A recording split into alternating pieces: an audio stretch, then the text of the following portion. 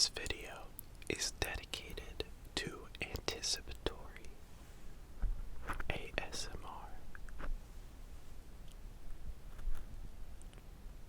Triggers ASMR.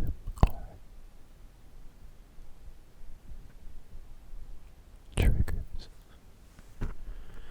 For most of this video, I'm going to be farther away from the mic than I usually am in my videos. And as you know, is best with Anticipatory ASMR videos. And I learned this trick from Heather Feather, obviously. I'm gonna need to put a towel over the camera so you don't know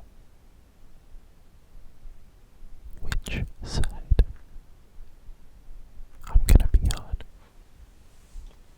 So I'm gonna go ahead and get that started right now. And don't worry, don't worry, don't worry, don't worry, don't worry, don't worry. Everything is gonna be just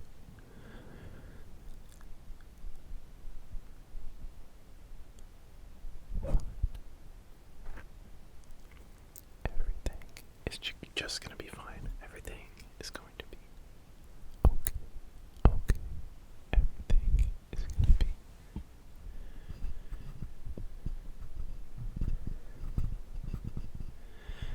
Everything is gonna be just fine, even though you can't see anything.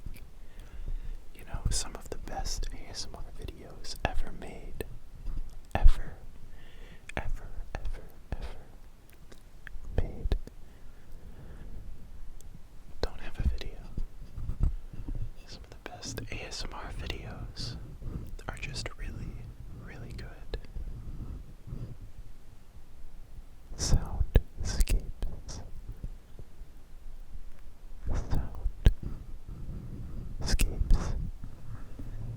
I remember one of the first videos that I watched of ASMR was a virtual haircut, and it wasn't even titled.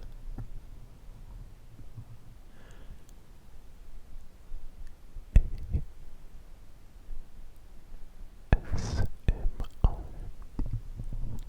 It was just a virtual haircut video to demonstrate how your brain can make it seem like somebody is in the room with you when you have headphones on, and they're binaural microphones.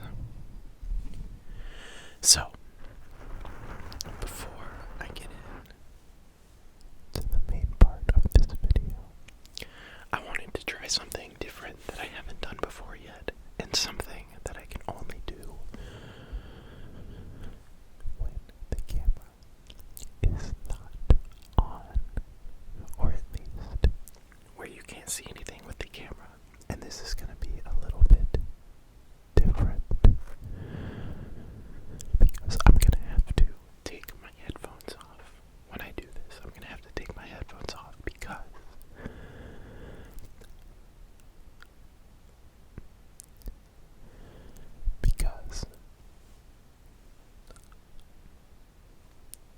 I'm going to open the door behind me and I'm going to walk into the bathroom. The reason why the door is closed is because it's a bathroom, and you don't want to be looking at that while trying to watch ASMR videos. So I'm going to open the door and test my whispering out there. But in honor of Heather Feather and her circle time videos that are just like this, where she was reading, I think, random facts about different things like animals and whatnot, I am going to be reading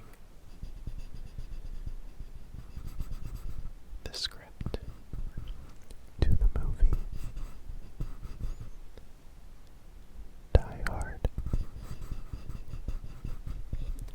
Why, you ask? Well, it's a nice long script. Well, it's a nice long script to read, and it's a movie I have never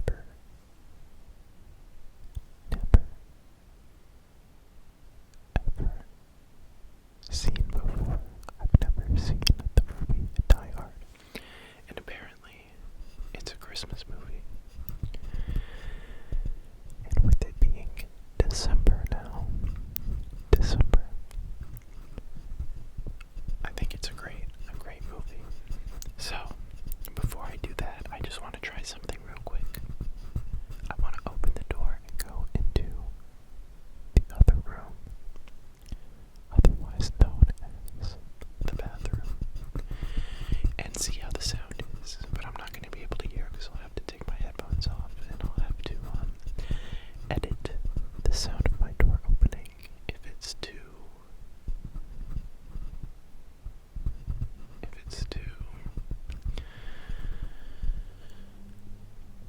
intense or startling. So, without further ado, and also, since I'm going to be far away from the mic, I'm going to have to be doing some soft spoken. And then I'm going to be walking closer, maybe walking around a little bit, giving you a sense of space in the room, a sense of space,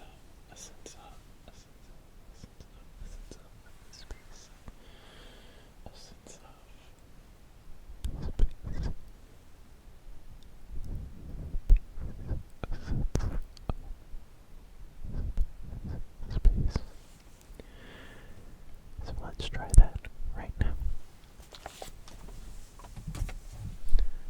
I'm going to be opening the door very quietly. And I'm going backwards. I'm now in the bathroom, and I'm pulling up the script for the movie Die Hard. Die Hard. Screenplay by Jeb Stuart. Revisions by Stephen E. D'Souza. Fade in. 405 Freeway, Los Angeles. Early evening. Christmas tinsel lights on the poles. We are looking east past into Inglewood, into the orange grid of LA at night, when suddenly we tilt up to catch the huge belly of a landing 747. The noise is deafening. The usual moment just after landing when you get let out. That sigh of relief that you've made it in one piece. As the plane taxis to its gate, they stir, gather personal belongings. Mid-30s, good looking. I lost my place. On John McClane. Mid-30s, good looking, athletic, and tired from his trip. He sits by the window. His relief on landing is subtle, but we notice. Suddenly he hears a salesman's voice. "You don't like flying, do you?" McClane turns, looks at Babbitt clone next to him. Caught, he tenses, holds his armrest in exaggerated fear. No, where'd you get that idea?" Salesman, smiling. "You want to know the secret of successful air travel? After you get where you're going, you take off your shoes and socks, then you walk around on the rug." Barefoot. I need to stop losing my place. This is going to be rough. Barefoot.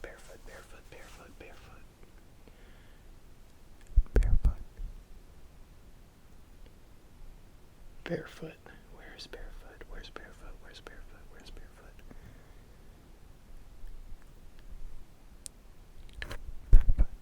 Barefoot.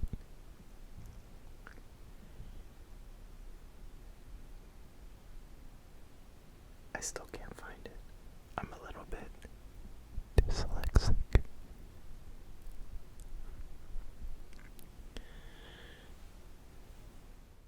You want to know the secret of successful air travel? After you get where you're going, you take off your socks and shoes, then you walk around on the rug. Barefoot. And make fist with your toes. McLean, fists with your toes. Salesman, maybe it's not a fist when it's your toes. I mean like this. Work out that time zone tension. Better in a cup of coffee and a hot shower for the old jet lag. I know it sounds crazy. Trust me. Trust me. I've been doing it for 9 years.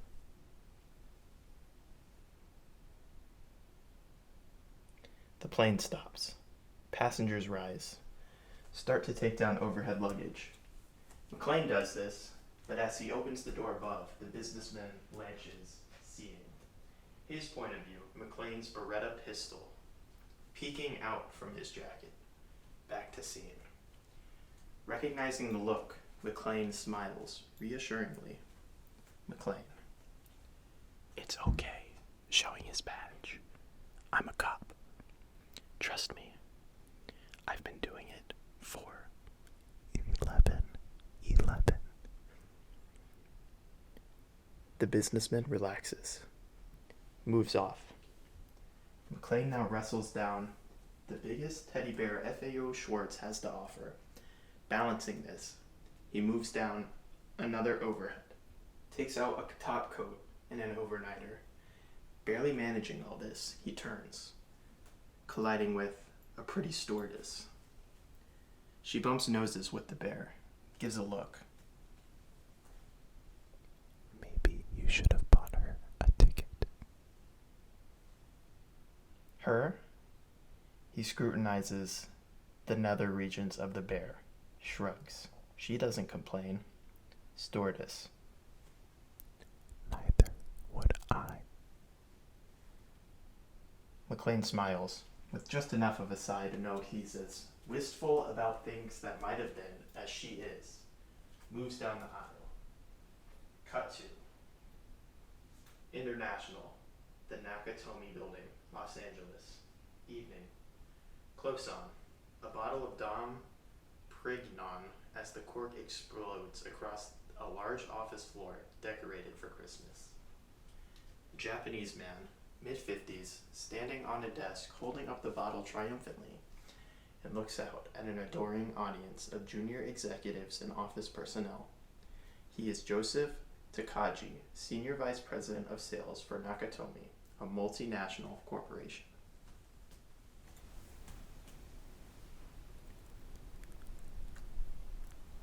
Ladies and gentlemen, I congratulate each and every one of you for making this one of the greatest days in the history of the Nakatomi Corporation. In the PG, obviously still at work, an attractive businesswoman in her mid-30s studying a computer printout heads toward the office. Falling into step with her is Harry Ellis, 37, VP of Sales. Well-dressed with stylish, slicked-back hair, he looks and acts very smooth.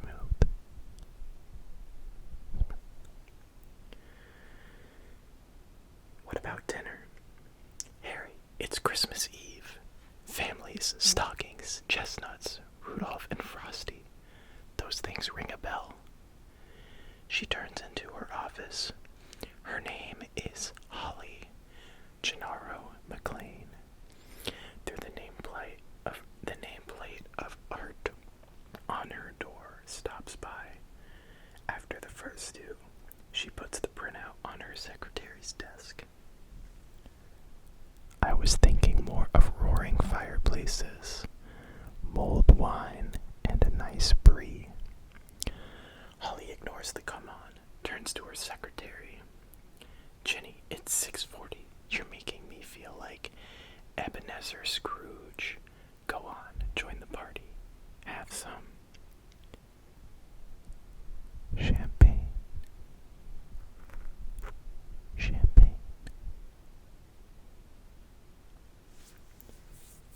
Jenny slowly manipulates herself out of her seat.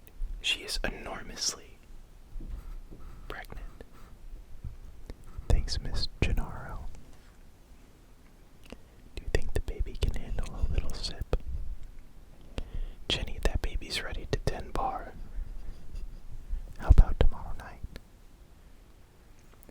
just points to the door. He follows Ginny out, clearly not giving up. Just then, the party on Holly's phone picks up and we intercut.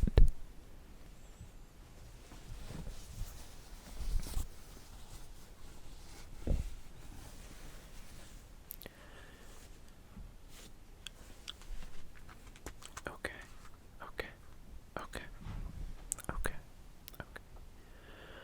For the remainder of this video, I will be whispering because I now have my headphones on and I'm in the closet and I can just focus on reading this script correctly and giving you really good anticipatory tingles. So, intercut. Nice house in Santa Monica where a 5-year-old Lucy McLean races her younger brother to the phone, wins the wrestling match, and answers with a sense of importance. An Xmas tree in the background. Lucy McLean residence. Lucy McLean speaking. Holly suddenly smiles.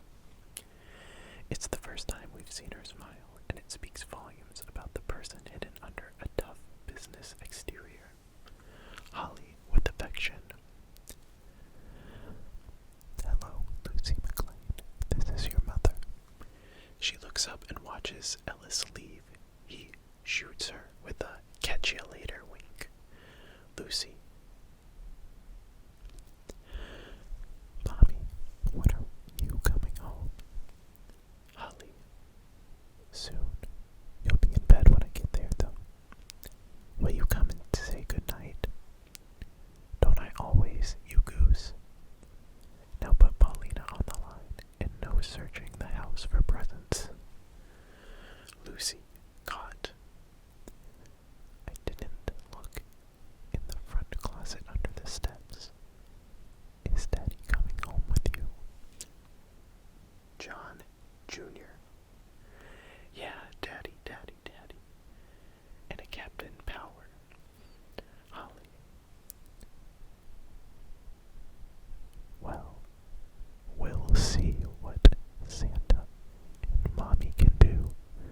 Goose, put Paulina on, okay?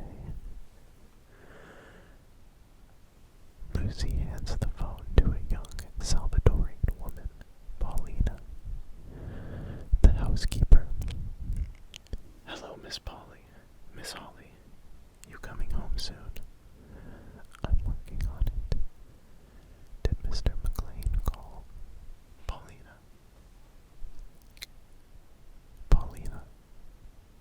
No, ma'am. Holly hides a trace of disappointment. Holly. Well, maybe there wasn't time before the flight. You should probably make some spare room, just in case. Paulina, while smiling. Yes, Miss Holly. I do that already. Holly's smile comes through again. LAX evening. By the way, I have no idea what's going on in this right now. I'm just trying to read the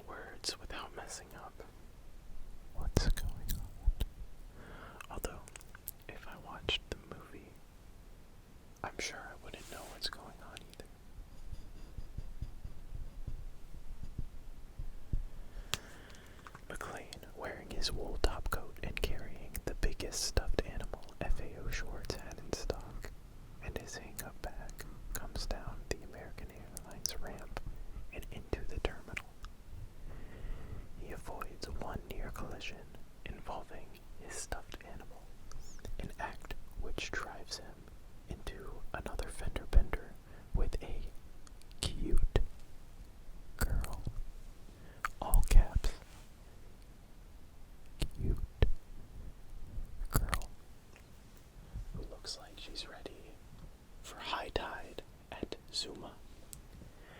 As she smiles, weaves onward, McLean looks at his own Arctic gear, and then the girl as she kisses a similarly garbed boyfriend.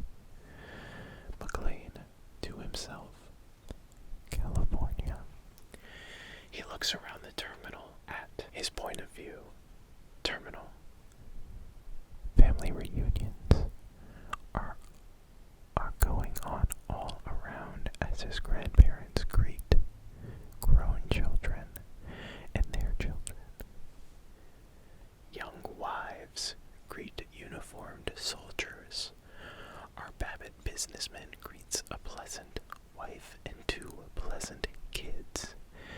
It's all very traditional, very touching, and not the least bit corny. Back to scene. McLean watches, moved by the sight, then looks around the waiting area just on the chance his family might be waiting. Instead, he spots a thin, gangling black kid, Argyle, in an ill-fitting chauffeur's uniform. As he waits, he beats out a rhythm on a Nakatomi Corporation card with J. McLean written on it in magic marker. McLean pauses in front of him, unsure. I'm John McLean. Argyle introducing himself.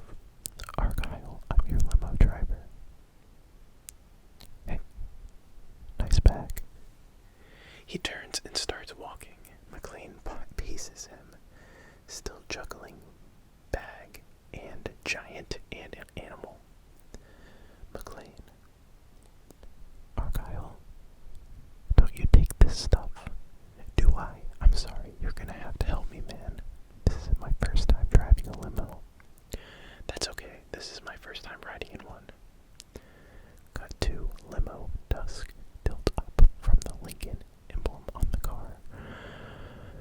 Both Argyle and McLean are in the front seat. Argyle, just kick back and relax, man. We got everything you need. CD, CB, TV, VHS, telephone, full bar. He looks in the back seat, which is occupied by the bear. If your friend is hot to trot, I know a couple of mama bears. Or is he married? Married. McLean tries to get comfortable, scowls as a rustling noise reveals wrappers and styrofoam from Taco Bell. He scowls at Argyle. The girl was off today. Hey, I didn't expect you to sit up front. So your lady live out here the past 6 months. Meanwhile, you still live in New York. You're nosy, you know that, Argyle. Hey, I'm sorry.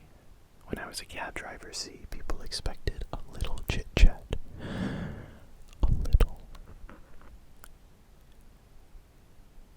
eccentricity and camaraderie. I forgot how stuck up you limo guys were, so excuse me.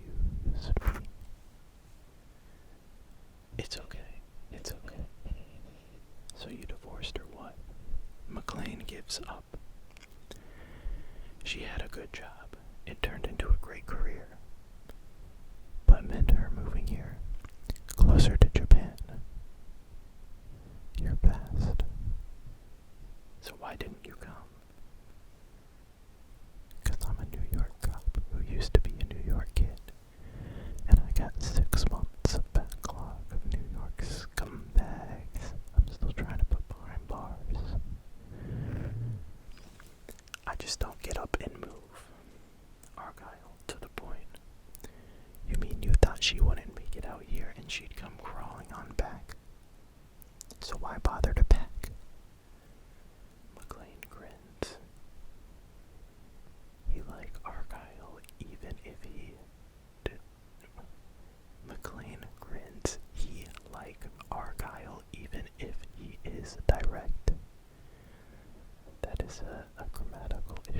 the script, so that's why it's so difficult to read. McLean, like I said, Argyle, you're fast. Mind if I play some tunes? A hard rap song blast from the speakers. How about some Christmas music? That is Christmas music. And damned if it isn't the Fat Boys of Run DMC doing a revisionist number on White Christmas or something. McLean gives up, looks out the window. His point of view. Convertibles with Christmas trees in their back seats. Time temperature, which reads 69 degrees. Palm trees, trimmed in Christmas lights. Intermittent west side token.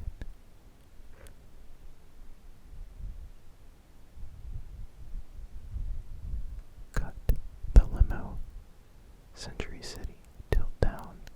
From one of the stars of this film, the well-lit and impressive and spanking new Nakatomi building.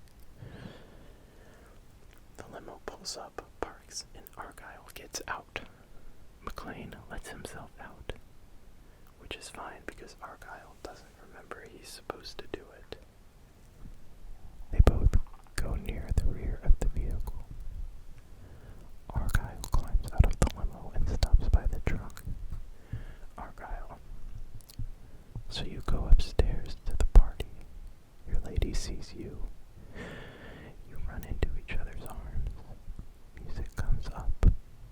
You live happily ever after that. McLean. It's corny, but I couldn't live with it. It's corny, but I couldn't live with it. It's corny. But I could live with it.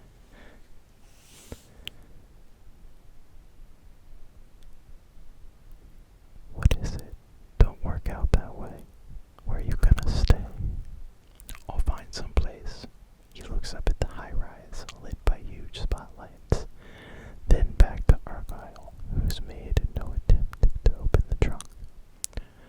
I'll tell you what. I'll pull into the parking garage and wait. You score with your wife. Give me a call on the car phone and I'll leave your bags inside at the desk. You strike out. I'll get you a hotel. He hands McLean a business card with the number on it. You're alright, Argyle. Just remember that when you sign for the tip. They're paying for it, so don't be shy. Cut to the Nakatomi lobby at night. Beautiful and on first glance, deserted. Finally, a sound in the sterile lobby reveals the presence of a security guard, hidden, until now, behind a massive desk. McLean goes in there and signs in. Holly McLean. The guard points to a prominent touchscreen on the computer console. McLean is confused for a moment. Then he moves to the screen. He gives the guard a look. The guard raises his eyebrow as if to say, give it a try. McLean types. McLean, Holly. Pause. The screen replies, no such employee listed. McLean frowns, thinks. Simultaneously inspired and suspicious, he types again. The screen. McLean types, General Holly. This time, the screen changes. Shows an elevation of the building and then a floor plan of the 30th floor with Holly's office blinking. McLean. Cute toy. Guard. Yeah. When you have to take a leak, it'll help you find your zipper. 13th floor. Take the express elevator and get off at the noise. McLean nods, moves off. He moves to the elevators, and as he does, his experienced eye takes in another security guard patrolling a different area.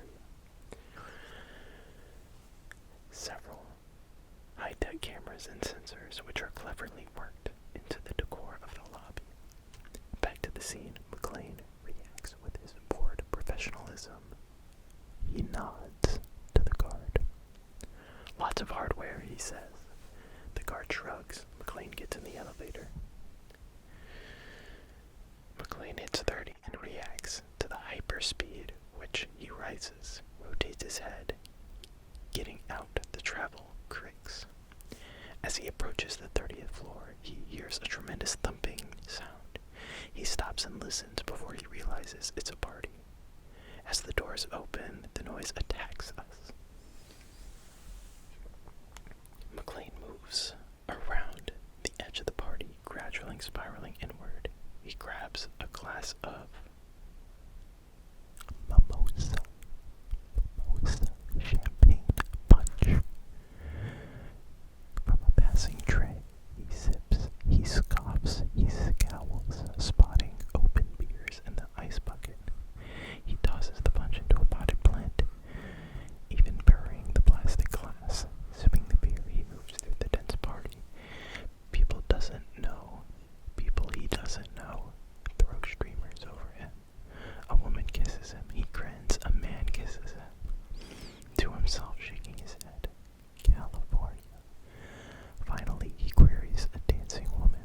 The music drowns out, but she nods.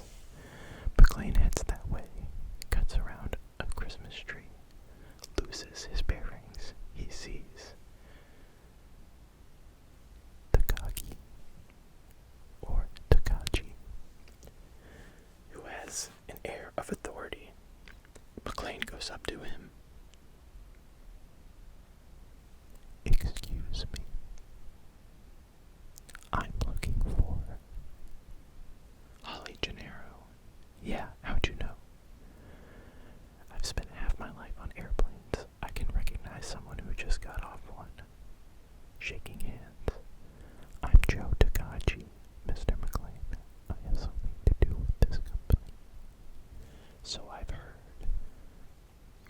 Takagi smiles, leads the way. As they approach Holly's office door, McLean notices that there is, again, Gennaro. Holly went to the vault room to fax some documents. She should be back.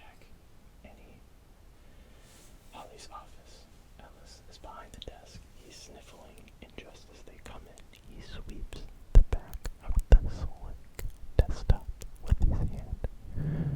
Both Molly McLean and Takagi catch on, but Takagi tries to hide his awareness. Ellis, hi.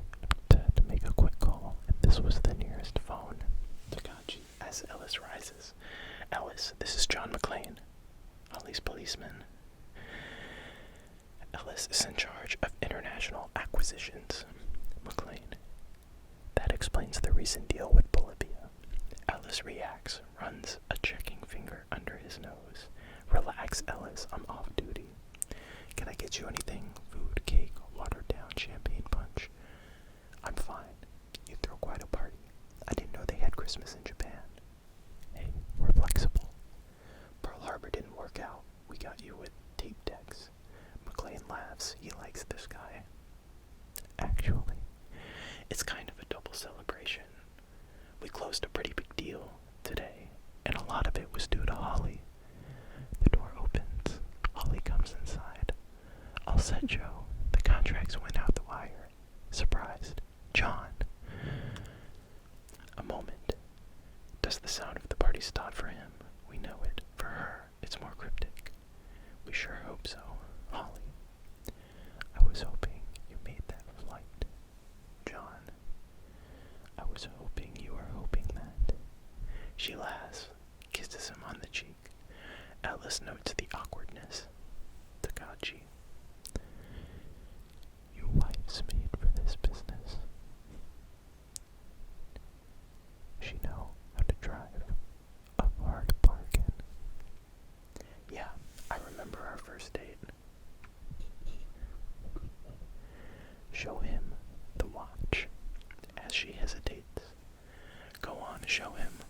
What, you're embarrassed? To McLean. A little token of our appreciation. appreciation for all her hard work. He takes Holly's wrist, holds it up. McLean smoothly takes the wrist away from Ellis, looks at the watch. Nice, but one of us is 3 hours out of sync. I think it's me. Is there a place I can wash up? Sure, follow me. They go out alone. Takaji looks at Ellis, shows his disapproval of certain snow at Christmas.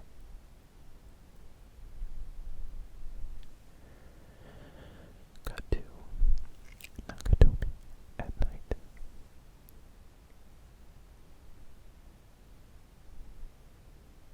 An Emery freight truck turns off Olympic into the underground parking garage of Nakatomi. It goes down the ramp and passes Argyle's limo. Argyle sits in the back seat, hidden from the outside world from the tinted windows. He's making a drink from the bar with the TV on and his rap music blasting. Emery truck stops in front of the surface elevator. On the next level down, as the truck idles, the uniformed driver makes a note on his clipboard. Tilt up from McLean's bare feet. He is clenching and unclenching his toes. What are you doing? It's a long story. I think that Ellis has his eye on you. That's okay. I have an eye on his private bathroom. McLean's face shows release. So where are you staying? This all happened so fast I didn't even ask you on the phone. McLean finishes drying his face and steps to the back doorway. Well, Cappy Roberts retired out here a couple of years ago. He said I could bunk with him. Oh, where does he live? Ramona. No, Pomona. No, Ramona. No, Pomona. Pomona. That's it, Pomona. Pomona, you'll be in the car the whole time. Look, let's make this easy. I have a spare bedroom. It's not huge, but the kids would love to have you at the house. McLean fixes her with a look. They would, huh? They would, huh? I would too. They lock eyes for a moment, but it's an intense moment that says a lot about how they still feel about each other. Just then, a man and a woman, both a little tipsy, open the door to the office, see that it's occupied, and beat a hasty retreat. The interruption temporarily dents the mood. Holly tries to smile, but for McLean, it's the last frustration. I've missed you. Especially my name. You must miss it every time you write a check. When did you start calling yourself